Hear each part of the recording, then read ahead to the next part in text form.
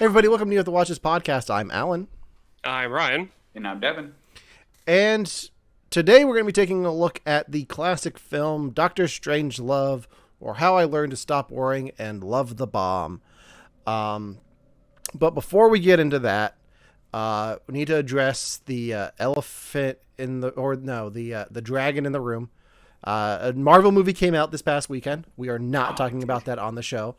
But I'm going to talk about it a little bit. So if you want to hear my full review of Shang-Chi and the Legend of the Ten Rings, go check it out on our friends' podcast, Victims and Villains.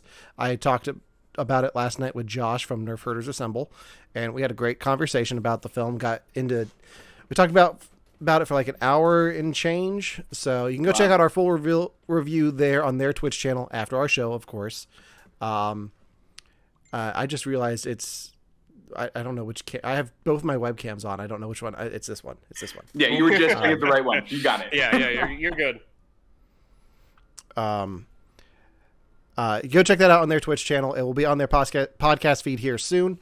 But overall, spoiler-free review quick. Just wanted to let everyone know Shang-Chi is amazing. You should go see it in the theaters as soon as you can in English, Devon. Mad about it. Yeah. It was a great experience just going back to the theaters for a Marvel movie because I didn't make it to the theaters for Black Widow. And it's very fun. I highly recommend checking out the Marvel one-shot All Hail the King, which they just put on Disney+. Just check that out beforehand. It's a lot of fun. If you like Iron Man 3, it deals with Trevor Slattery and the aftermath of that Mandarin. Oh, no way. Yeah. So okay. There are 2 post-credit scenes. I only stayed for 1 because the internet lied to me. But go check that out. Eternals comes out in November. I think we're going to do if Devon's in English speaking country, we're going to be doing an episode on that.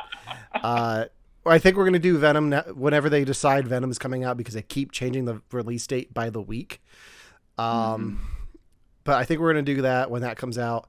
So a little bit of a break from the Marvel movie came out. So we're going to talk about that right away.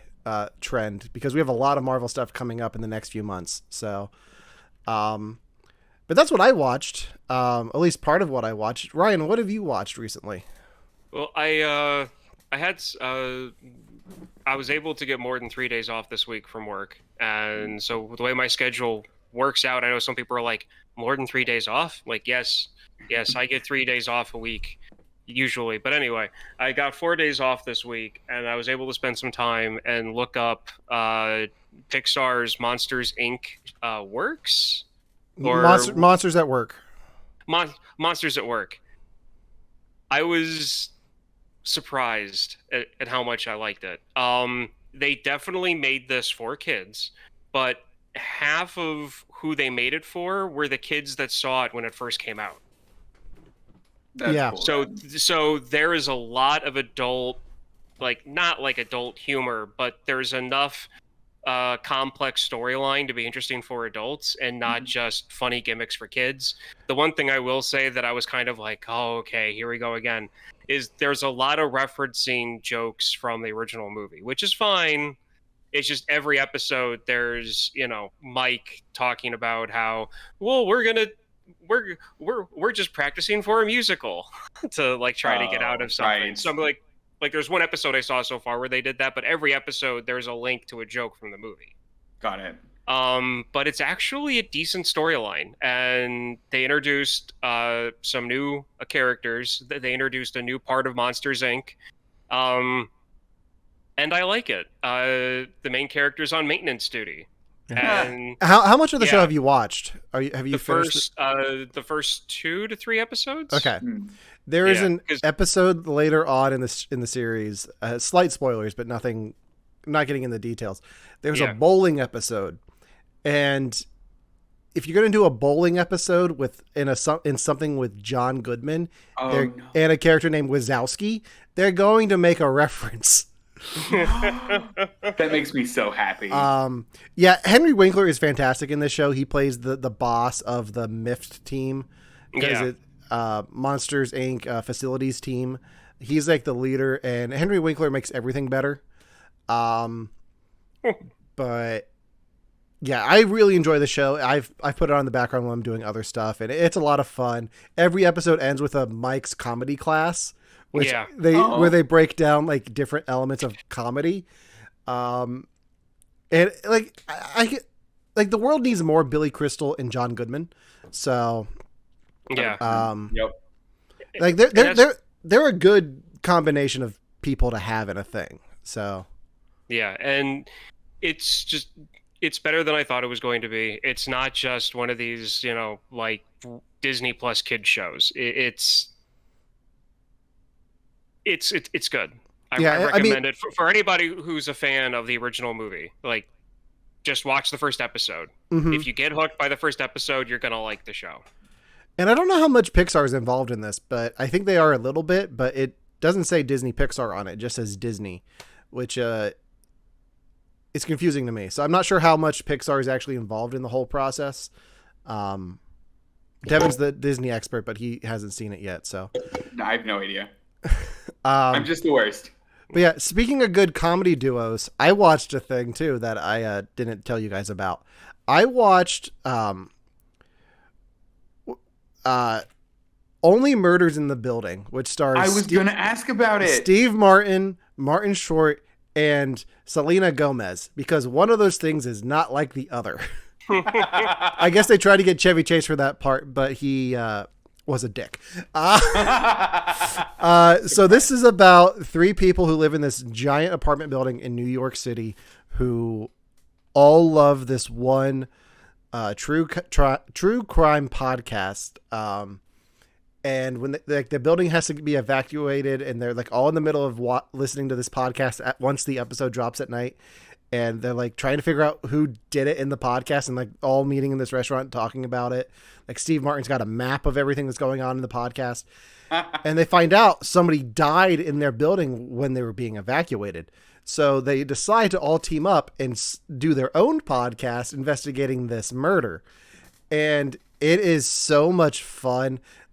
The dynamics between Steve Martin and Martin Short aren't as on as they're not as heavy as they would be if you saw them on stage, but their characters don't get along, and it's like this great friction and back and forth. And I was very surprised about Selena Gomez's performance in this. She keeps up with them so well. She almost steals the show for me, which is insane. There's a new episode out I haven't seen yet, but they dropped the first 3 episodes last week for their premiere. And I binged them all. Like I was just completely invested right from the get-go. So I highly recommend Only Murders in the Building on Hulu. That's weird. It's on Disney Plus for me. Oh, okay. Yeah. Disney Plus over there is like a whole nother thing. Yeah, it's a whole other, like, it's a weird streaming service. It's great. But no, I was hoping that somebody had seen that because I was really curious about that because I'm very interested. Yeah, I decided to talk about that and not the fact that I'm almost caught up on Ted Lasso, because my wife and I have a problem, and we binged the whole first season and the second season since last week. I'm so impressed. Good job, man. But yeah, I highly recommend that. It also has some cameos from other people that you will know, like Nathan Lane and Sting is in this. Weird, but cool. Yeah, evidently Sting just lives in their building. So at one point they're like, "Do you think maybe it was Sting who murdered this guy?" And that's all. That's all I'll say about that part. But I feel like that's the only reference Sting does. Is just a random like, hey, look, it's Sting. And it's like, hi, I'm Sting. And then they go on with the rest of the story. Every time I see Sting in something, that's how it goes. Yeah. Fair. Also, real quick, just wanted to throw Devon on the bus. You didn't get the memo about wearing red shirts? It's a little red right here. Yeah, it's a lot of gray. It's a lot of gray. It's a lot of gray. But yeah, so that's what I recommend for this week. So I think we're going to get into the main topic of conversation of the day. So, and that is the classic Kubrick film Doctor Strangelove, or How I Learned to Stop Worrying and Love the Bomb. Yes. So, Ryan, take I'm it sorry. away. Yeah. So, just like Alan said, it's a Stanley Kubrick film, and for people who want to hear us go on a rant about Kubrick, we did The Shining a little bit ago, where we deep dived into Kubrick on that one. So I'm probably not going to touch on that a lot on this one. But the movie came out in 1964. If I got that right, yeah, I did. It stars Peter Sellers, George C. Scott, Starling Hayden, and a bunch of other actors who were popular in the 50s and who were popular in the 50s and early 60s. It was also James Earl Jones' debut on the silver screen. Amazing. It is. To get into how I was introduced to this film and my history with it, my dad showed me this when I was in high school. And at first I was like, oh, great, he's making me watch another black and white movie. This is going to be amazing. And then right halfway through the secretary scene where she's talking on the phone, I looked back at my dad and said, this was made in 1964. You sure this wasn't made like 2 years ago? Just because of the themes and the humor were very modern. And this gets into a lot of how I like the film. Since then, I kind of stole the DVD copy that my parents had of this when Kristen and I moved down to Greencastle. So my mom asks for this back occasionally, and I said, yeah, I'll bring it up when I can, and I always forget it. Good. I used to watch this film a lot, multiple times a year, but it's gotten to the point where I'll watch it whenever like it comes up in conversation. So I've seen it probably 4 times in the last 5 years, but prior to those 5 years, I watched it maybe 10 times a year. Wow. Wow. So that's my history with it. That's how it was introduced to me. Alan has kind of seen this before, so I'm going to throw it over to him first. Oh, yeah. Before Devon joined the show, before we did this as a weekly stream here on Twitch and Facebook Live, thanks for watching if you are. In the dark times before Devon joined the show, because that's what I'm calling them today, Perfect. Ryan and I did an episode of this, and it was at a time where I was working third shift, and something happened to the recording that we lost the whole thing.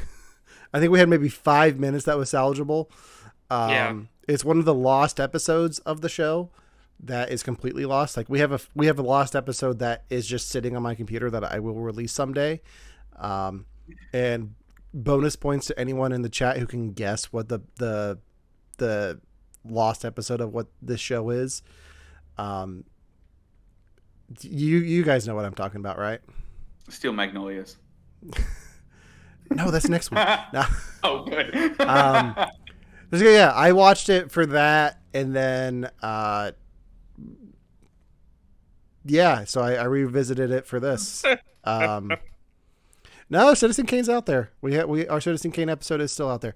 I'll give you a hint. Yeah. It's from this century. And it's in like a whole different ballpark than Citizen Kane.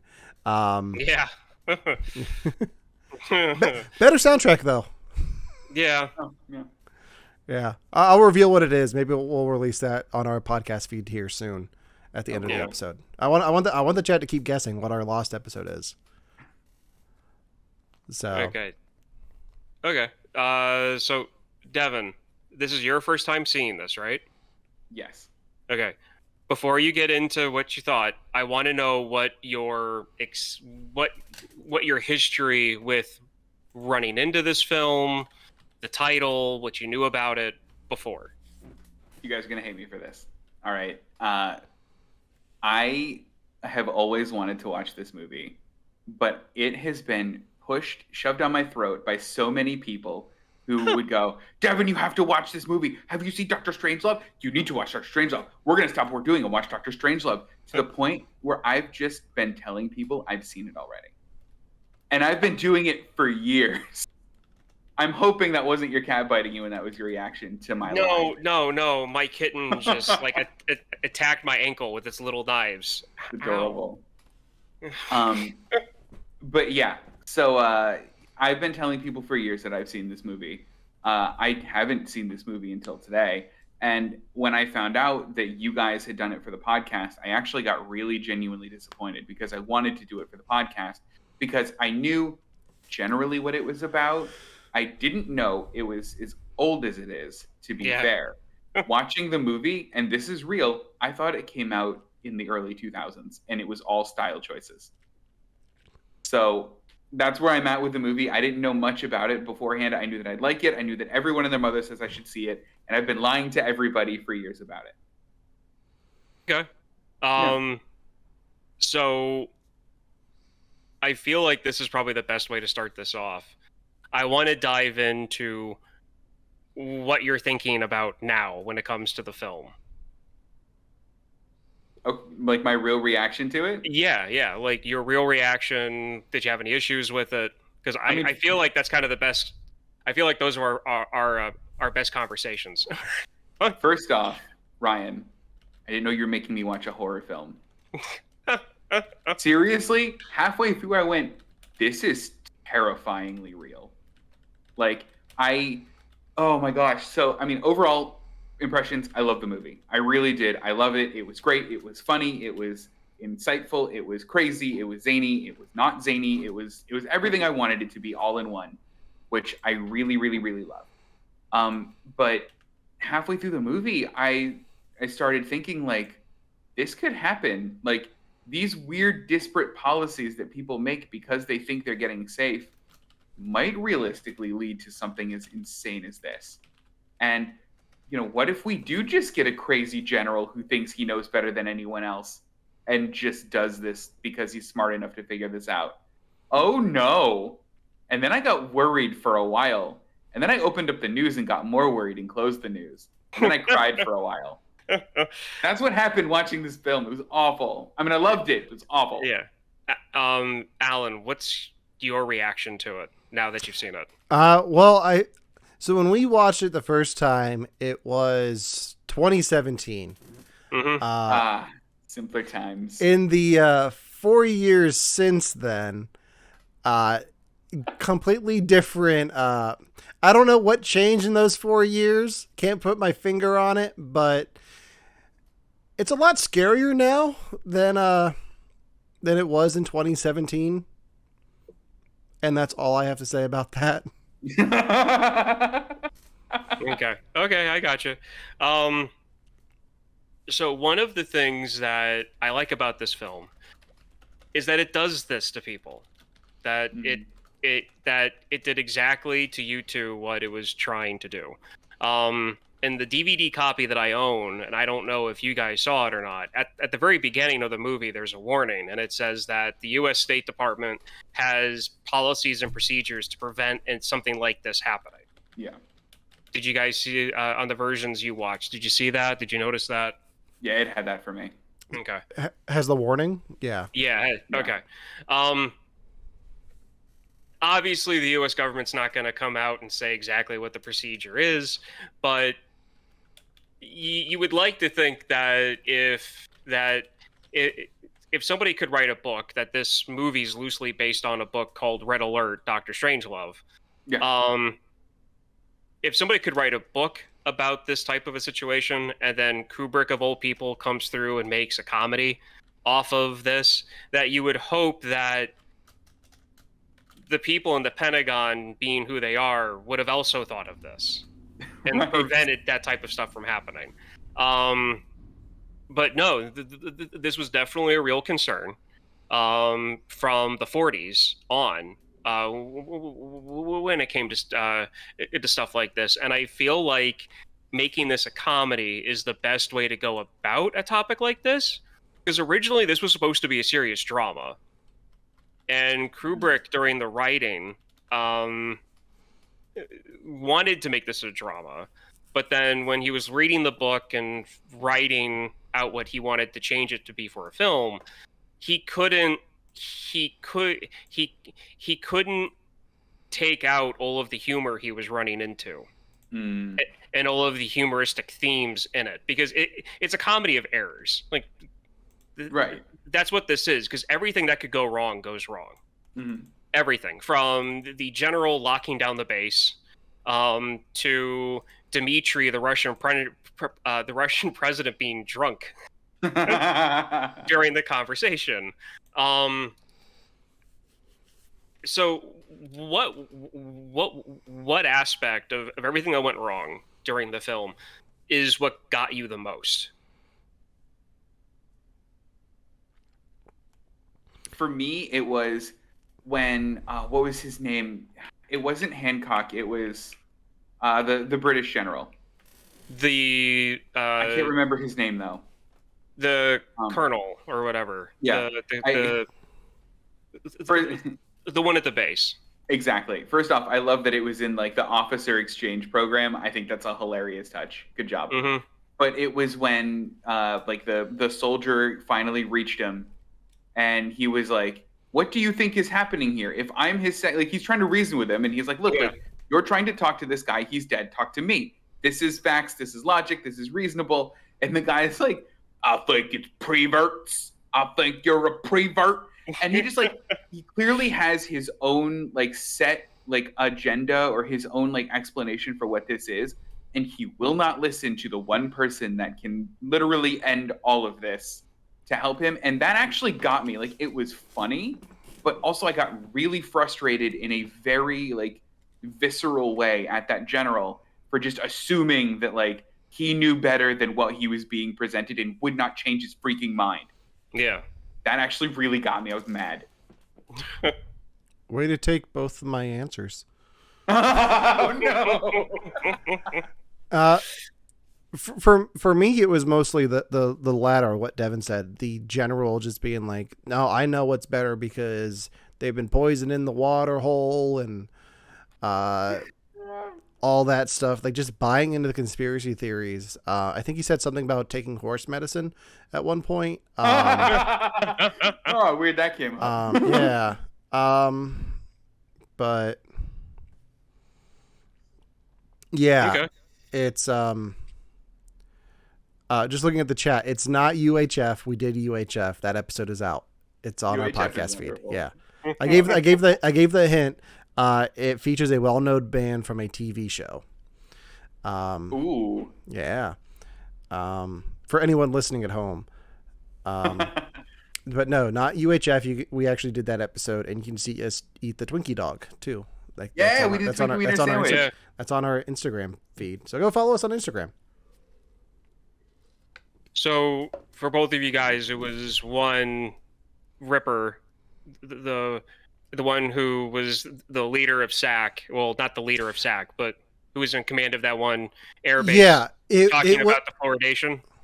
Yeah, it was his mindset of, this is what I believe, and nothing's going to prove me. Nothing that you can show me is going to prove me, like, going to change my mind, because I cannot be, like, I believe what I believe, and there's nothing that can change my mind about that. Like, just that mindset baffles me. And yeah. And mine was that same theme, but played out in the army guy that came after Ripper was dead. Yeah. Spoilers. Sorry. It's okay. It's from 1964. It's from 1964. Yeah. So I'm gonna have to change mine too. So, my real answer to this is the conversation that Ripper was having with the British exchange student per se, about the fluoridation in the water and the communist plot, and being able to like take away your choice and all this other stuff.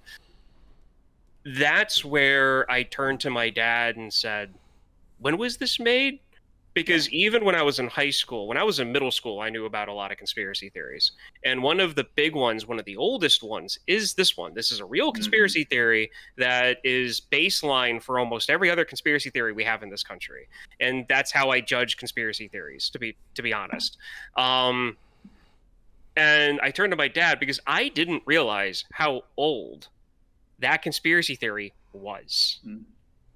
And that's when I turned to my dad and I'm like, is this like an art film? Like, is that why they're doing this? Like, why have I never seen these actors before? And he told me, no, it's from 1964. And that's when my jaw, and that's when my jaw dropped. And because I've heard people talk like that before about things. And like I said, that's my baseline when it comes to this type of stuff, because old conspiracy theories prior to World War II, the scapegoat was a certain group of people. And then after World War II, the conspiracy theories didn't change. The certain type of people changed, and it went from one group of people to communists, and everything turned into communists. Like, it's communist plot for this, that, and the other thing. That has never changed. And so whenever you hear a new conspiracy theory and you dig down into it, it's always a recycled old conspiracy theory from 20, 40 years ago. Oh, and that's absolutely true. I heard that on another podcast I was listening to where they were just talking about conspiracy theories. It's the same one, and it just gets brought up over and over. I mean, the same one that's happening nowadays is the same one that they brought up in like ancient Egyptian times about like the pagans, or I mean, whatever group they didn't like. Like, they just brought up a group and they were like, okay, it's this one, and it's like, okay, this is the same thing we've been talking about for millennia now. It's not true. Yeah, and we're still, and like I said, nothing's changed, and we're still suffering from the same issues. They had horse dewormer in ancient Egypt? What?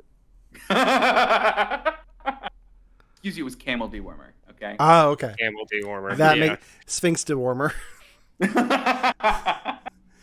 Also, I do want to say with the conspiracy theory, though, I love that it wasn't explained for a while in the movie, and he's just like, the fluids. And like, that was all you got of his like logic, like the bodily fluids. I was like, all right. I love Peter Sellers' reaction as the Royal Air Force colonel, which is great because he did serve in the Royal Air Force during World War II. I didn't know that. So Peter Sellers was in the military. So he might have been playing himself in that role. Who knows? So one of my favorite moments of his is when the general starts talking about his essence and how he denies women his essence.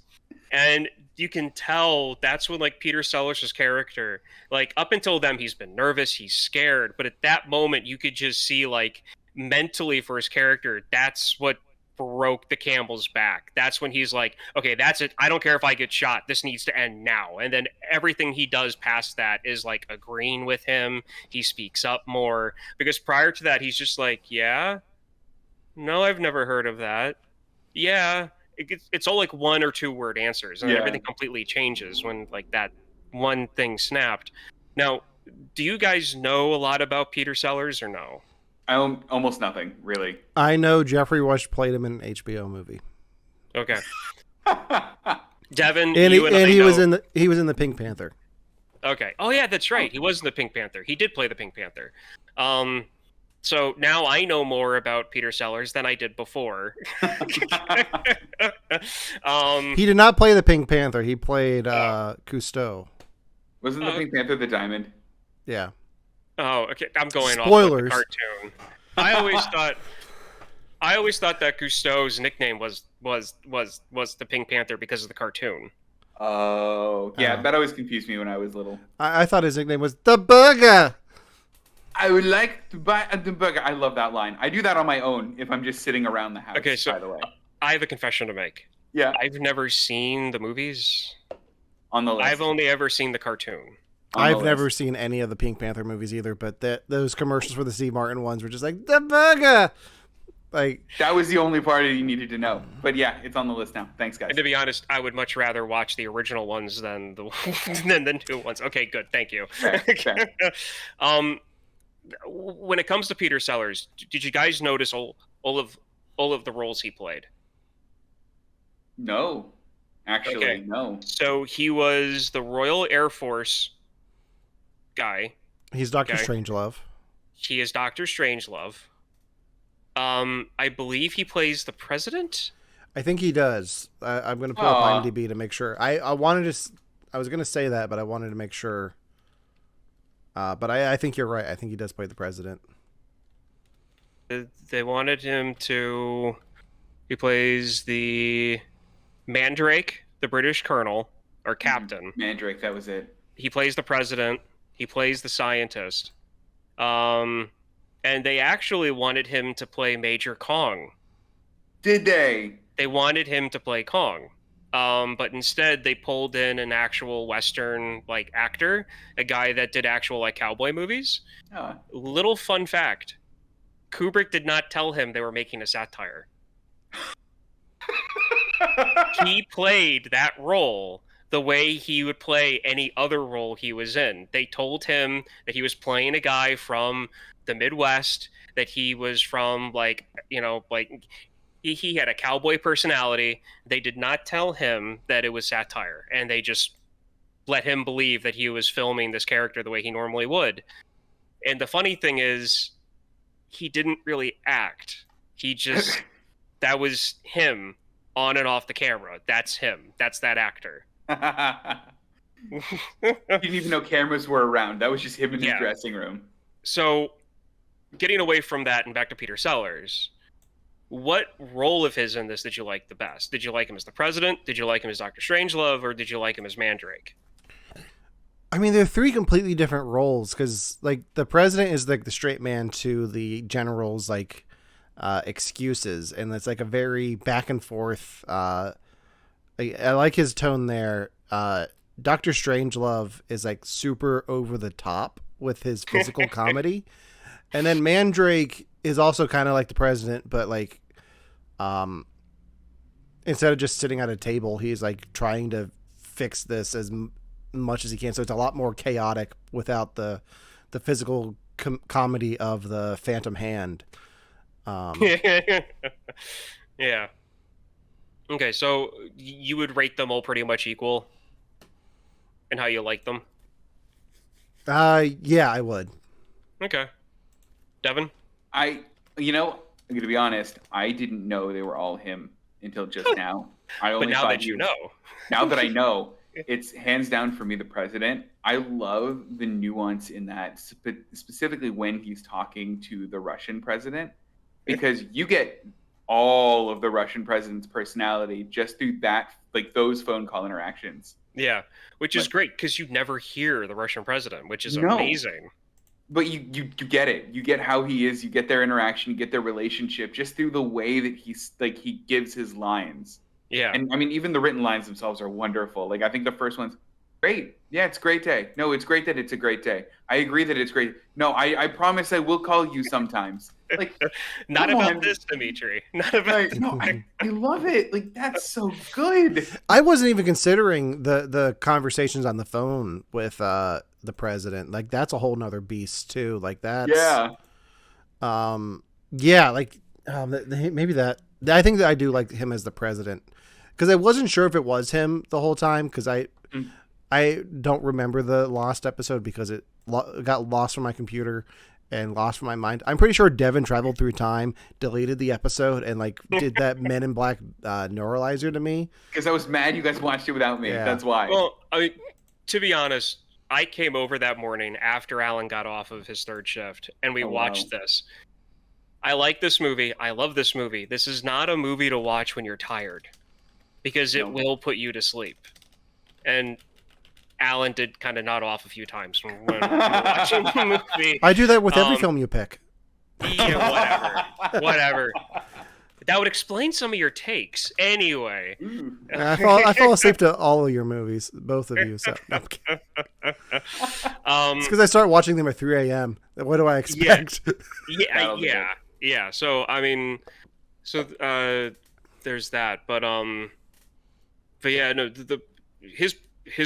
his role president's great. Alan, I'm going to assume you meant like him going back and forth with was it Buck or the that's what I meant at first. But also just him on the phone with Dimitri, like just holding that whole end of the conversation because you're hearing one end of a phone conversation. That can get pretty boring if it's not done right. But I think it's done right with him in this because you're still invested in the whole thing. It's not just like the way he conveys what's going on the other end. It's very straightforward, and it keeps your attention very well. So Yeah. Okay. Mine has always been his character as Dr. Strangelove. Yeah. And the reason being is that I always thought, being in elementary school and middle school and in like the mid to late 90s, I always thought that finding out that the US government constricted Nazi scientists into the government to work for like NASA got off the ground because of German scientists that they made US citizens from World War II. Yeah. I always thought that was like a more commonly known thing. Like in the 90s, people started realizing, oh, our government did this, and then this movie kind of opened up my eyes, and like, no, even in the 50s, people knew that Nazi scientists were working for the US government. This was a common joke people would pull. Mhm. And with how unabashed the jokes were in this about that, kind of drives that home. And I'm not even talking about him flipping out and doing the Nazi salute towards the end when he's getting super excited with his phantom hand. Just the way that he was talking about stuff, the smoking, his hair, because they did a good job with makeup in this for him. But yeah. Real quick, So, just looking yeah. at the IMDb, there's a Peter Sellers was paid $1 million, which was 55% of the film's budget. Stanley Kubrick famously quipped, "I got 3 for the price of 6." Honestly, it was worth it though because of him. Yeah. I mean, he made this movie. Like he made this movie, and this is one of the times you can say that the studio made the right call, because the studio wanted him to play multiple roles. It wasn't Kubrick's idea. Oh wow. So this is one of the times that I think the studio actually made the right decision. So Devon, you said before that the movie felt more modern, and you felt like that was because of how it was done. Mm-hmm.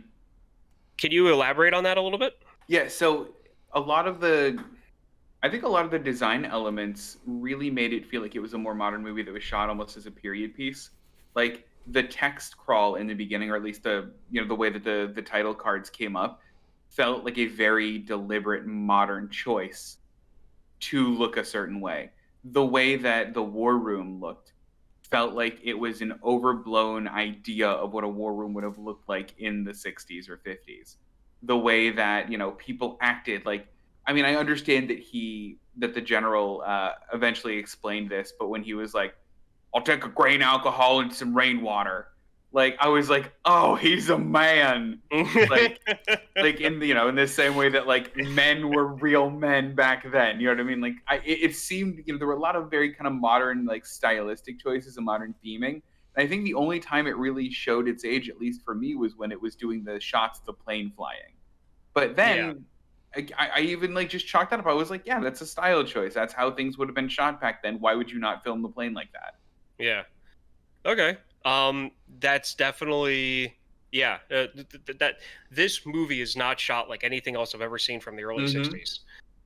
Particularly the war room, which is what you touched on, because on one side of the room there's like 15 giant screens. But the other side of the room is literally a concrete wall with pillbox slits. Yeah. In it. So it makes it look like it's part of a fortress, not something that's underground at the Pentagon. Right. But then also my favorite line comes in there, which is, "Gentlemen, there's no fighting in here. It's the war room. There's no fighting in the war room." Did you guys have any other lines that you really liked from this? Like, and maybe if it's your first viewing, I mean, it's mine, but there was a couple that I guess really clung on to. But is there any like in particular that you guys were like, yeah, that's either fun, that's poignant, that's exciting, this is what I'm taking away from this movie? Not that I can think of off the top of my head. Let me look. Okay. Yeah, because I mean, yeah, go ahead. Mine isn't really one line. It's everything that has to do with one of the characters, and Okay. that's Buck. I think that's his name. the one that was with the secretary at the Oh beginning. yeah. Him, everything he says is, and this is gonna sound bad, but I don't really care. That his character is the stereotypical view that I have of most self-proclaimed patriots in this country. Sure. Like, Sure. whenever I see somebody who's like super patriotic for no apparent reason, that's him to me. Because everything he says is about the American way, always trying to one up the Russians, because he talks about the missile gap, which is something the media in the 60s and 50s really talked about, the US and Russian missile gap, and how we can't have a troop gap, a battleship gap between us and the Russians, or else it'll give them the edge. And he starts talking about a mine shaft gap, and like that, and he just plays into that stereotype so well that, to me, like, that's all I see when he's talking about, like, good Christian Americans. I'm like, yeah, there it is. That's never changed. That's never changed. So everything that has to do with him, especially that secretary scene at the beginning, is something that you wouldn't necessarily think you'd see in a 60s. I mean, there's no nudity in this, but, like, that's very upfront for a released movie in the 60s, and especially in the early 60s. Oh, absolutely. Like, I think that's partly why I thought it's such a later movie, because a scene like that seems like something that would come out now. Yeah, because she's just, in her bathing suit or underwear, just taking a phone call. Yep. I have my answer. What is it's when Mandrake needs the change for the payphone, and the Colonel Guano, which is a shitty name. I'm gonna get you your money, but if you don't get the president on the phone, you know what's gonna happen to you. What? You're gonna have to answer to the Coca-Cola company. That was my favorite line. Yeah, and that's another thing that they have in this movie, where they talk about how you've got all of this talk in the war room about American duty and protecting the American government and all this other stuff, but then you've got the separation between the powers that be and the average person. And the way that I see this is that everybody who ends up in the war room is the powers that be who are unconnected from the average American citizen and what our problems are. Mm-hmm. And then you have Mandrake, Guano, and the General. And those are the people who are living in this chaos that the people at the powers that be don't really understand.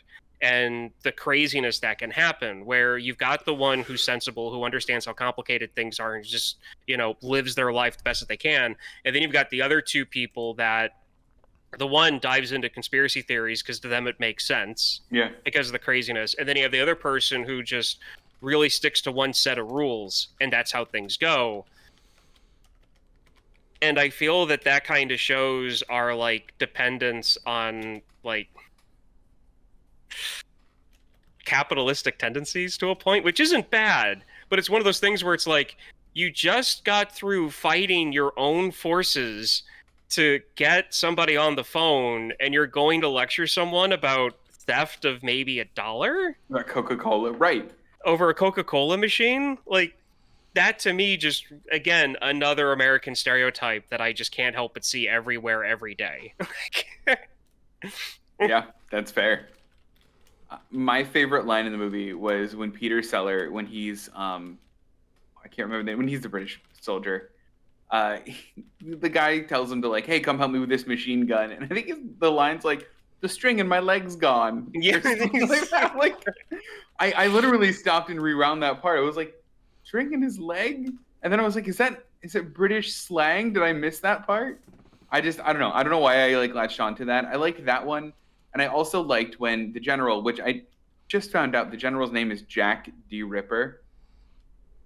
Didn't know that. Dang it.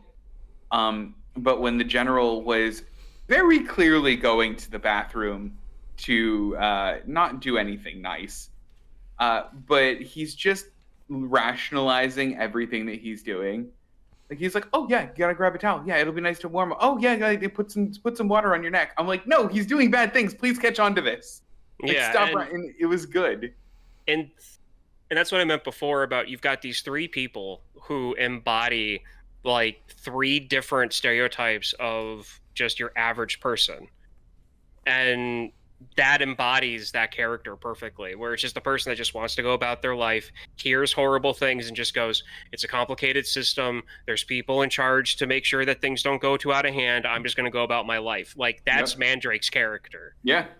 Because he truly sees the best in what's going on and just doesn't want to think that, oh my god, the person running this base is a complete psychopath.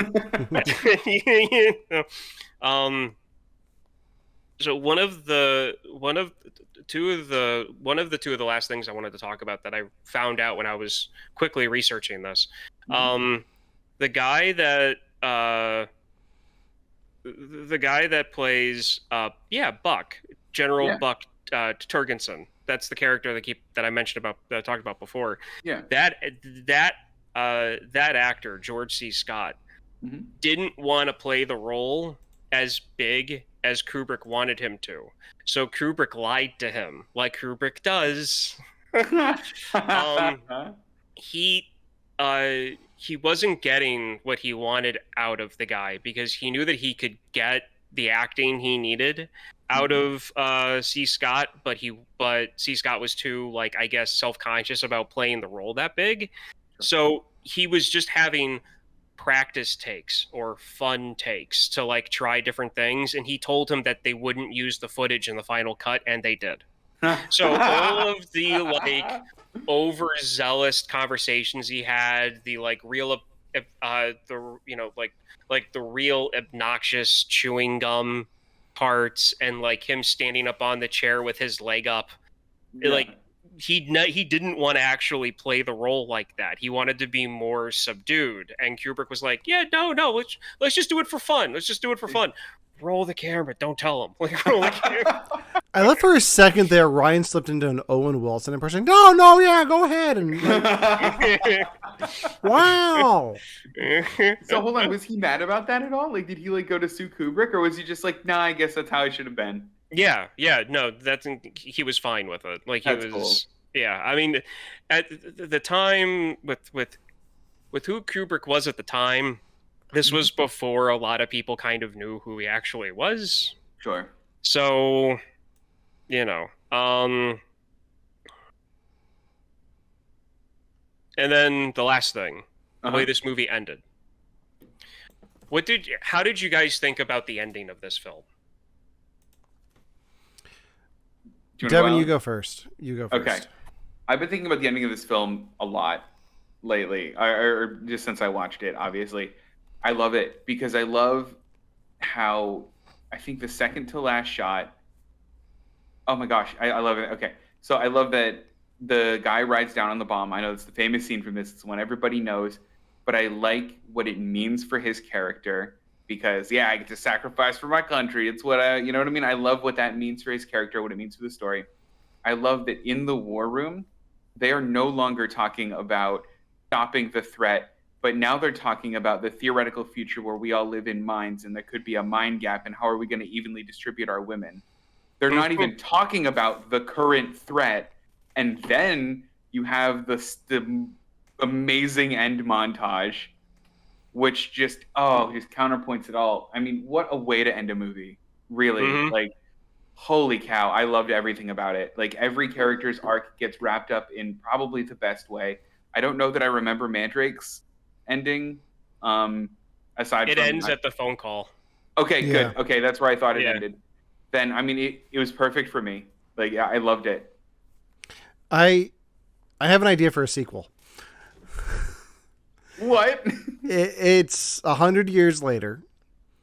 So, like, 20 years from now.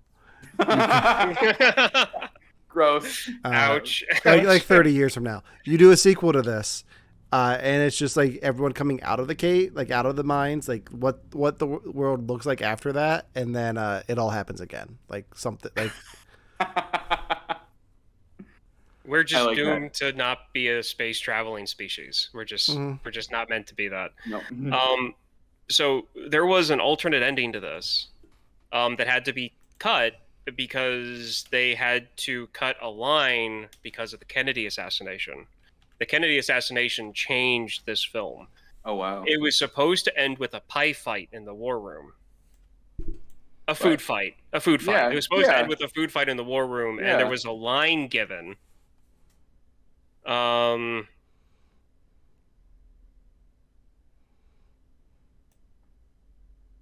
What comes next is a rally cry by Buck. Gentlemen, our beloved president has been infamously struck down by a pie in the prime of his life. Are we going to let that happen? Massive retaliation.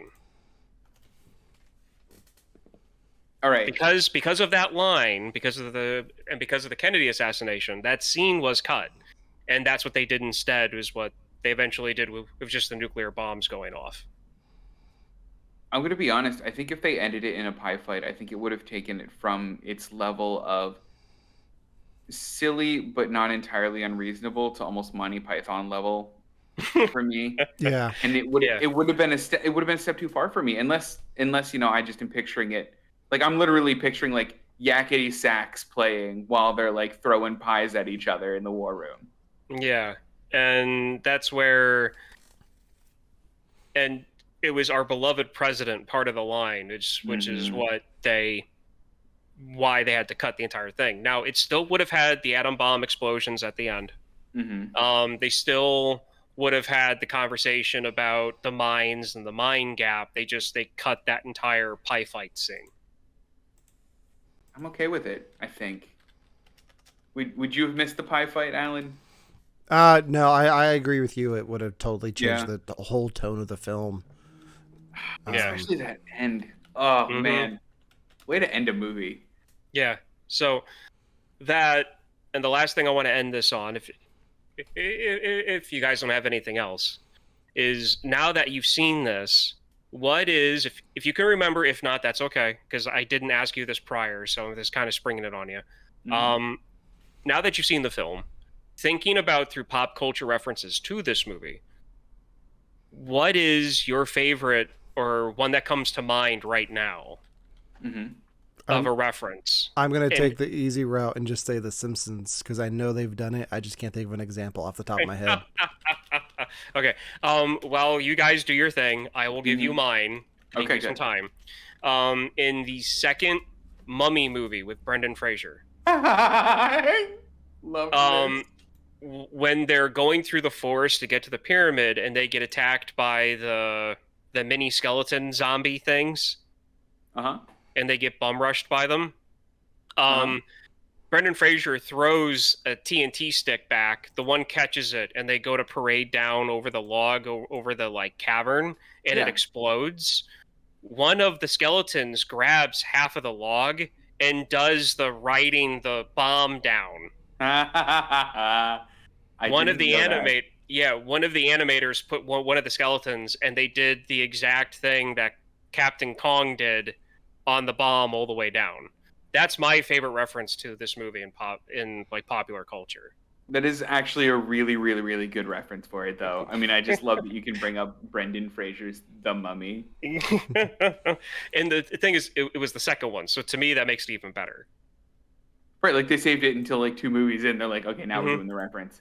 Yeah. Man, I can't think of one directly, but like I know they've done that.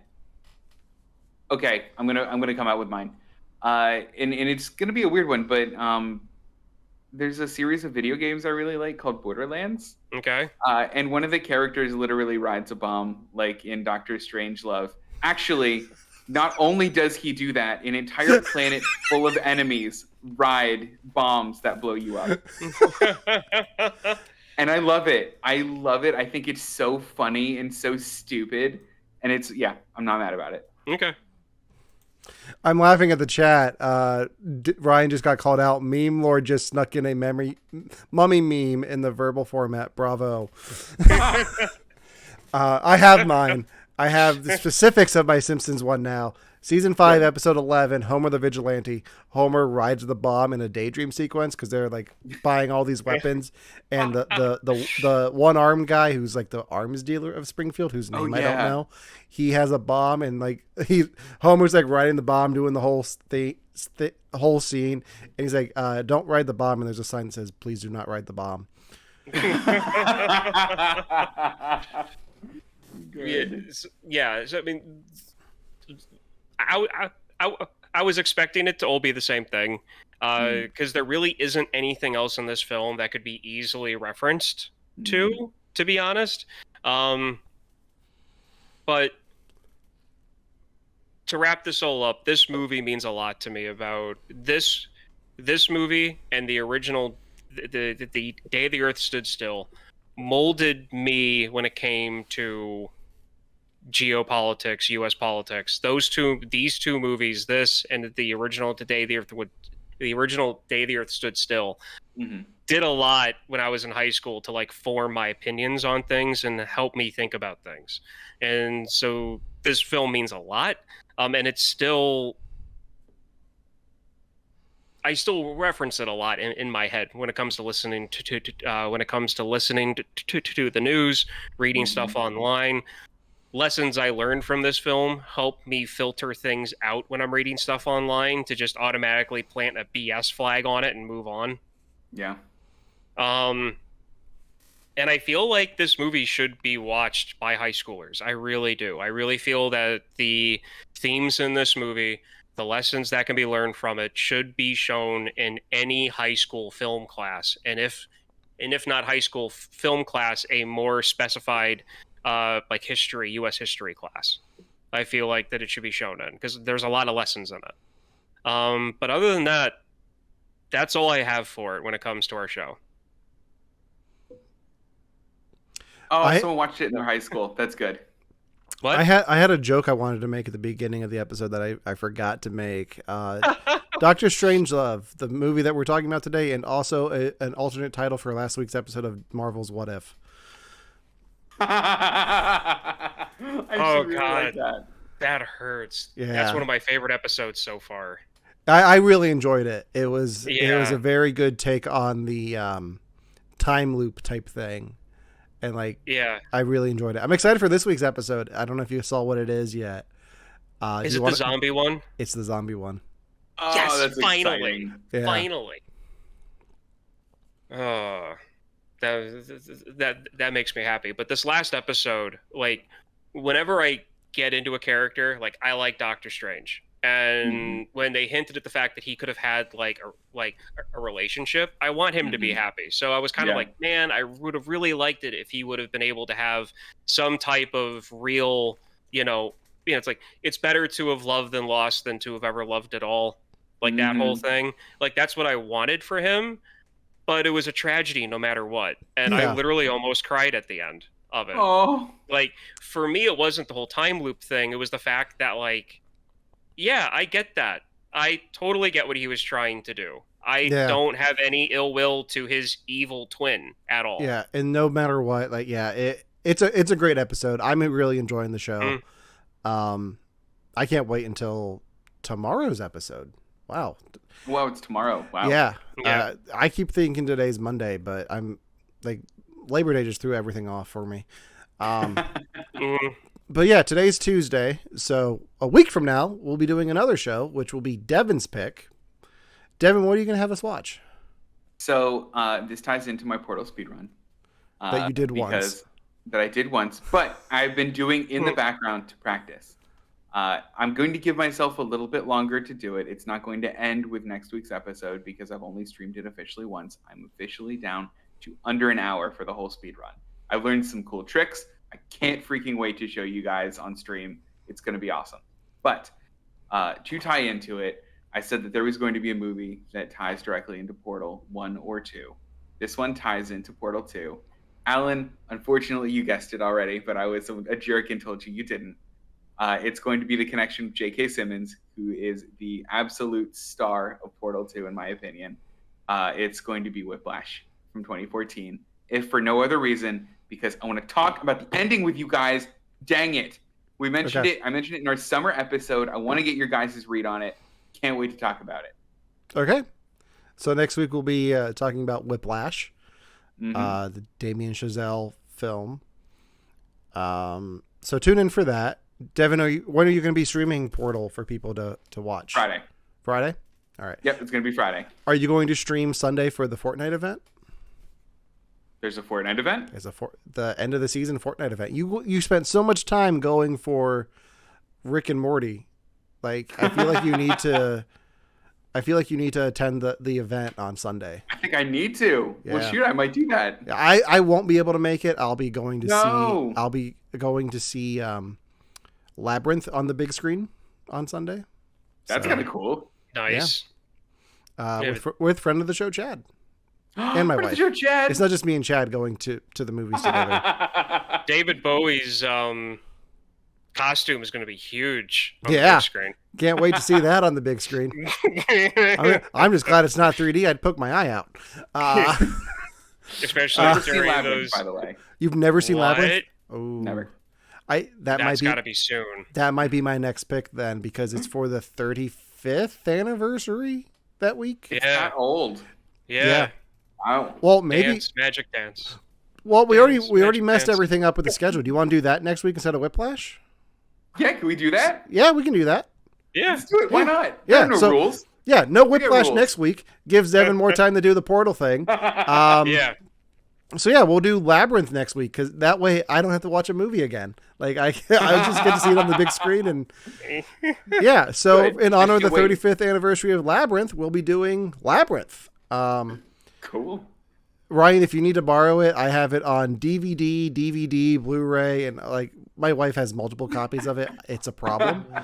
We're good on it too, to be okay. honest. So, I mean, I was actually going to ask you if you needed to borrow it. No, I'm going to see it on the big screen. So, Oh, true. That's right. but Devin, you're welcome gonna to get join us schooled. Sunday. Devin, you're So. gonna get I hope I don't hate this movie. Oh, you better not. You better not. No pressure. Got it. No, okay, so next week we'll be doing Labyrinth. Make sure to hit that follow button here on Twitch. You can also like us on Facebook, where we also stream our episodes. You can follow us on Instagram for a lot of fun memes, and Labyrinth is on Netflix. Thank you, chat, for letting us know that. Friend of the show, Mike's dropping in there. Thanks. So we'll be doing Labyrinth next week. You can listen to our podcast on all major podcasting platforms. We might be dropping. Should I drop the lost episode if I can get it together?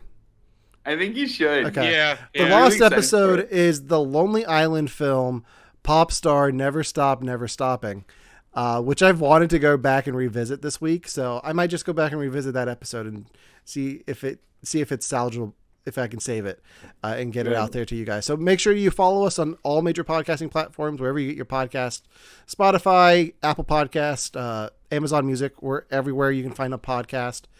And until next time, for You Have to Watch This Podcast, I'm Alan. I'm Ryan. And I'm Devin. And we'll meet again. Don't know where. Don't know when. But I know we'll meet again some sunny day. See you next week. Cute. That's when we'll cute. see you. Tuesday. Yeah. Yeah. Tuesday. We know. Yeah, we know. All right, bye.